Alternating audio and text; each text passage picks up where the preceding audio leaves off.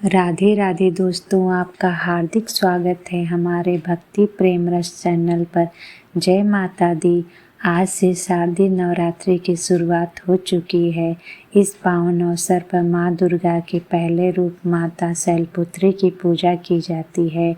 मान्यता है कि नवरात्रि के प्रथम दिन घट स्थापना करने के बाद माता शैलपुत्री की विधि विधान से पूजा करनी चाहिए। ऐसा करने से बेहद शुभ फल की प्राप्ति होती है। माता पार्वती को शैलपुत्री कहा जाता है। शैल का अर्थ होता है हिमालय और पर्वतराज। हिमालय की पुत्री होने के चलते माता पार्वती को शैलपुत्री के नाम से भी जाना जाता है। नवरात्रि के दिन माँ शैलपुत्री की विधि विधान से पूजा करने से सभी मनोकामनाएं पूर्ण होती हैं और जीवन में हर प्रकार के दुखों से मुक्ति मिल जाती है। ऐसे में आइए जानते हैं कि शैलपुत्री माता की पूजा विधि और व्रत कथा। शारदीय नवरात्र के पहले दिन माँ शैलपुत्री की पूजा की जाती है, जिनका बेहद स्वरूप शांत, सुशील, सरल और दया से पूर्ण है। माता के दाएं हाथ में त्रिशूल है और बाएं हाथ में कमल का पुष्प शोभायमान है। ये माता रानी के अद्भुत और शक्ति से भरे स्वरूप का प्रतीक होता है। माता शैलपुत्री की सवारी वृषभ होने के कारण उन्हें वृषभारूढ़ा भी कहा जाता है। उनका तपस्वी रूप बहुत ही प्रेरणादायक नजर आता है। माता ने घोर तपस्या की थी, जो समस्त जीवों की रक्षिका है। नवरात्रि के पहले दिन माता की पूजा और व्रत करने से माता विशेष रूप से कष्टों से मुक्ति दिलाती हैं और कोई भी विपत्ति पड़ने पर माँ शैलपुत्री भक्तों की स्वयं रक्षा करने के लिए आती हैं और उनकी सभी मनोकामनाएं पूर्ण करती हैं। माँ शैलपुत्री मूलाधार चक्र को जागृत करने में भी सहायता करती हैं। यह चक्र हमारे शरीर का ऐसा ऊर्जावान केंद्र है जो हमें स्थिरता, सुरक्षा और मानसिक शांति दिलाता है। आइए जानते हैं माँ शैलपुत्री की व्रत कथा।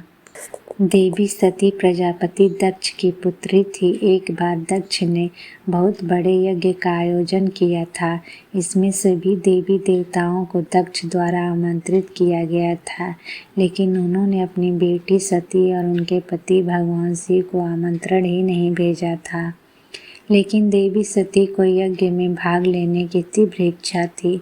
इस पर भगवान शिव ने उन्हें समझाया कि शायद उन्हें जानबूझकर इस यज्ञ में नहीं आमंत्रित किया गया है। भगवान शिव ने सती को यह बात समझाने का बहुत प्रयास किया, लेकिन देवी सती अपनी जिद पर अड़ी रही। ऐसे में भगवान शिव ने उन्हें आखिर में यज्ञ में जाने की अनुमति दे दी। देवी सती जब अपने पिता के यज्ञ में पहुंची तो उन्होंने सती के साथ बुरा व्यवहार किया। सती की माता को छोड़कर किसी ने भी उनसे सम्मानपूर्वक वार्तालाप नहीं किया और सभी उनका मजाक उड़ाने लगे। यह अपमान सती के लिए असहनीय हो गया था। उन्होंने अपने पिता प्रजापति दक्ष द्वारा किए गए अपमान के चलते सती बहुत आहत हुई। जब भगवान शंकर को यह बात पता चली तो वह बहुत क्रोधित हुए और दक्ष ने भोलेनाथ का अपमान किया, जो सती को बिल्कुल पसंद नहीं आया। उस समय देवी सती ने खुद को अग्नि में जला दिया। भोलेनाथ ने क्रोधित होकर दक्ष के यज्ञ को नष्ट कर दिया। इसके बाद सती ने अगले जन्म में शैलपुत्री के रूप में जन्म लिया और वो हिमालय की पुत्री बनी। मान्यता है कि शैलराज हिमालय की पुत्री के रूप में ही सती का अगला जन्म हुआ था, इसलिए उन्हें शैलपुत्री कहा गया है, जिनका विवाह भगवान शिव से हुआ और वो दोबारा उनकी पत्नी बनकर गई। धार्मिक मान्यता के अनुसार माँ दुर्गा के शैलपुत्री स्वरूप की पूजा अर्चना करने से सभी इच्छाएं पूर्ण हो जाती हैं। वहीं कन्याओं को मनचाहा वर प्राप्त होता है। माँ शैलपुत्री की आइए करते हैं आरती। शैलपुत्री माँ बैल पे सवार करे देवता जय जयकार। शिव शंकर के प्रिय भवानी, तेरी महिमा किसी ने न जानी। पार्वती तू माँ कहलावे, जो तुझे सिमरे सो सुख पावे। रिद्धि सिद्धि परवान करे तू, दया करे धनवान करे तू। सोमवार को शिव संग प्यारी, आरती तेरी जिसने उतारी। उसकी सगरी आस पुजा दो, सगरे दुख तकलीफ मिटा दो।